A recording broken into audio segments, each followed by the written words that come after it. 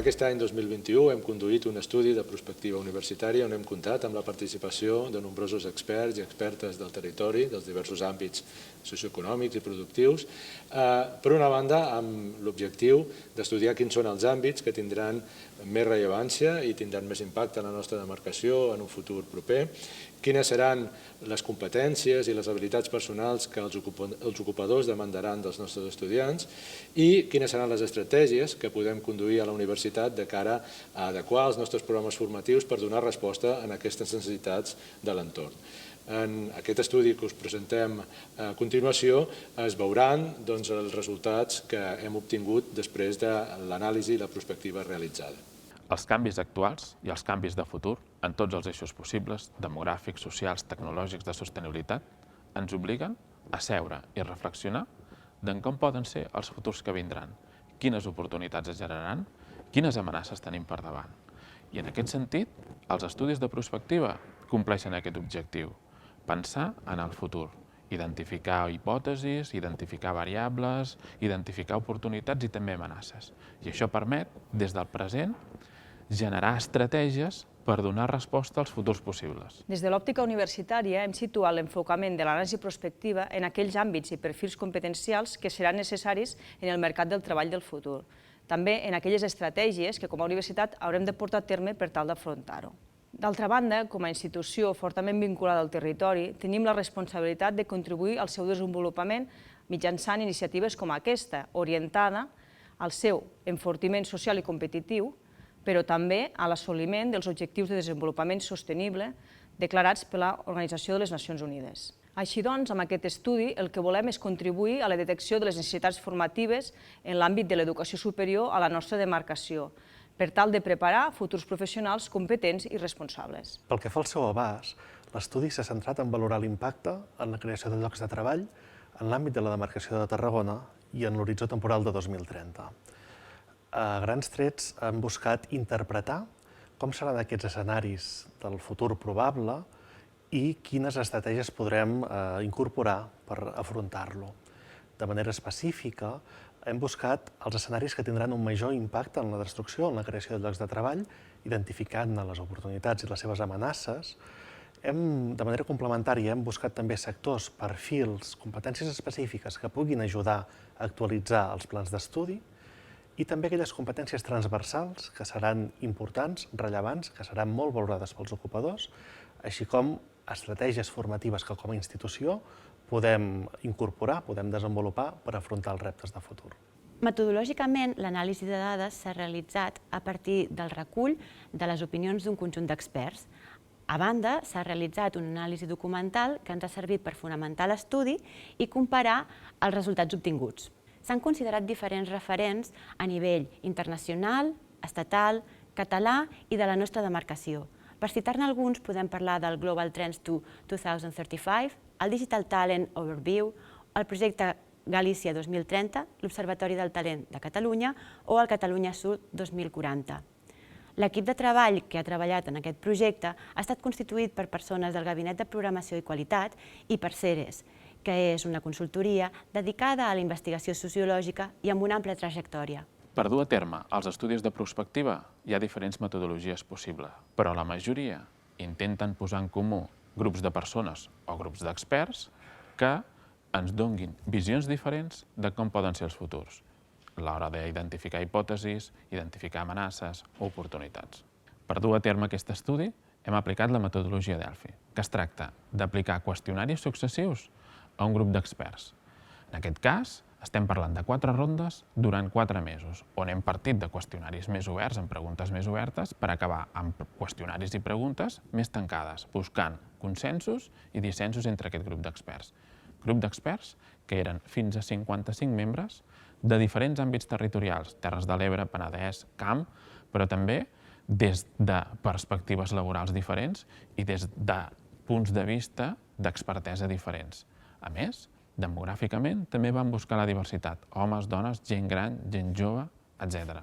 Doncs de l'estudi prospectiva que hem realitzat jo destacaria el sentit de la col·lectivitat, en el sentit de que s'ha cridat a participar persones de diferents sectors econòmics, de diferents administracions implantades al territori o a l'àmbit d'actuació de la Universitat Rovira i Virgili. Els perfils competencials són molt importants perquè són com el moll de l'os de la programació acadèmica. Ens han de permetre saber quines titulacions hem d'activar per donar resposta a aquests reptes i quines hem d'ajustar també. Jo crec que aquí la URB, havent fet aquest estudi, té ella mateixa un repte per innovar tant amb la formació que s'imparteix com amb la metodologia de la formació que s'ha d'impartir i també amb els continguts, no solament els continguts tècnics o professionals d'una determinada branca, sinó també amb soft skills que es demanen als professionals en altres àmbits, com pugui ser, per exemple, el treball en equip,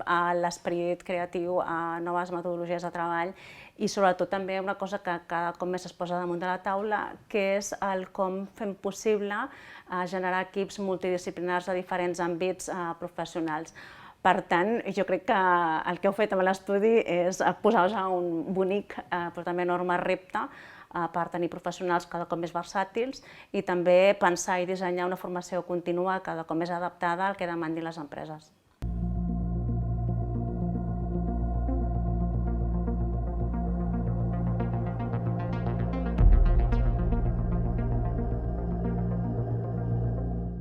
En una fase preliminar de l'estudi i a través de fonts bibliogràfiques s'han identificat les tendències globals que poden tenir un impacte més rellevant en l'economia del territori.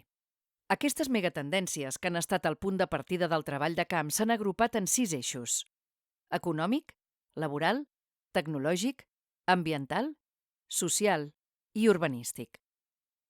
En la primera fase del treball amb persones expertes s'han detectat diferents escenaris de futur que s'han prioritzat atenent la seva probabilitat i impacte en la creació de llocs de treball i al territori. Una vegada determinats els escenaris més probables, s'ha incidit en les oportunitats i les amenaces que aquests podien plantejar en els diferents eixos d'estudi, sent, com es pot apreciar, els eixos econòmic i social els que han reunit un major nombre d'aportacions diferents per part dels experts. Posteriorment, s'ha demanat als participants que valoressin l'impacte d'aquestes aportacions. A continuació, destaquem les principals oportunitats detectades fruit d'aquest exercici. La diversificació dels sectors econòmics del territori, l'impuls a la transformació digital, el foment de la innovació en qualsevol àmbit econòmic, el desenvolupament de la regió del coneixement, la capacitat per atraure el talent, l'accés a la formació especialitzada i continuada, i l'augment de la demanda de serveis d'atenció a les persones grans. Pel que fa a les amenaces, els elements que es considera que podrien tenir una afectació més negativa en la creació de llocs de treball són la manca de recerca, desenvolupament i innovació, la manca de visió estratègica i de projecte compartit del territori, la no transformació del model productiu als nous reptes de futur, el fet de no liderar les transformacions i no anticipar-se als canvis, la incapacitat per retenir el talent, la falta de planificació i de visió del conjunt del territori per part de l'administració i la manca de lideratge, de cooperació i de visió a llarg termini en l'estratègia tecnològica.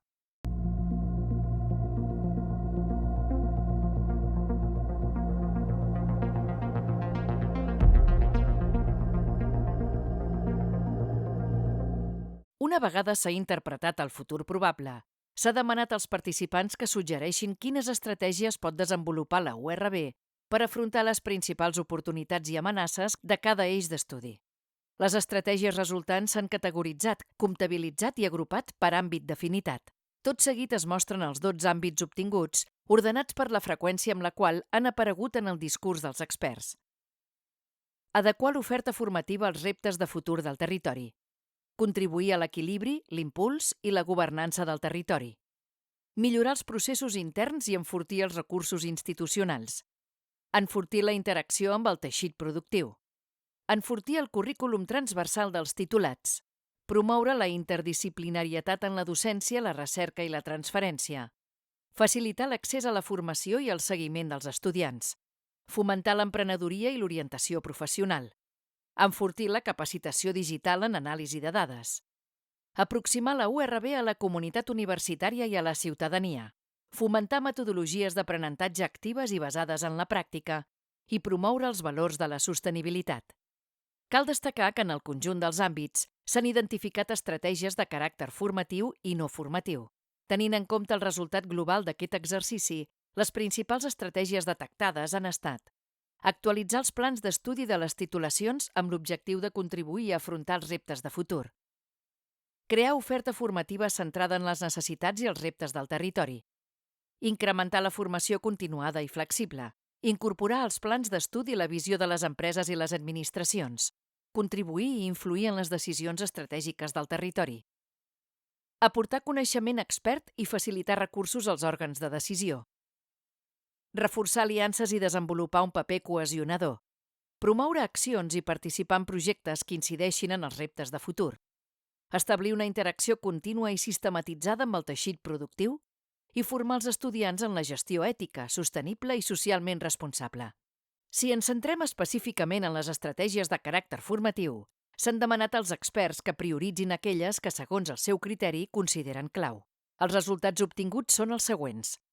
Enfortir la interacció del món acadèmic i laboral, potenciar la formació dual, apostar per la formació continuada, potenciar l'assoliment de competències transversals, promoure itineraris més oberts i flexibles, potenciar el vessant humanístic, social i ecològic, incorporar professorat jove, creatiu i innovador, enfortir la internacionalització, potenciar i diversificar l'ús de metodologies actives i enfortir l'orientació a l'estudiant.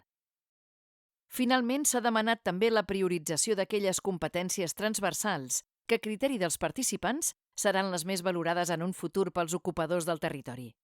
A continuació, exposem la priorització obtinguda. La flexibilitat i la gestió del canvi, la resolució de problemes, la digitalització, el treball en equip i la cooperació, el compromís amb l'organització, la iniciativa i la proactivitat, la responsabilitat, la gestió de projectes i l'orientació als resultats, la llengua estrangera, preferentment l'anglès, i l'autonomia. L'estudi de prospectiva realitzat ha servit per iniciar un recorregut que ens acosti a comprendre quin serà el futur probable i com podem encarar-lo de manera estratègica. Entre altres aspectes, posa de manifest que la nostra universitat ha de seguir treballant per adequar l'oferta formativa, contribuir a l'impuls del territori, interactuar amb el teixit productiu i enfortir el currículum transversal dels titulats. A partir dels resultats obtinguts, es preveu la implementació de noves fases per aprofundir en les necessitats identificades i valorar el desplegament de les estratègies prioritàries.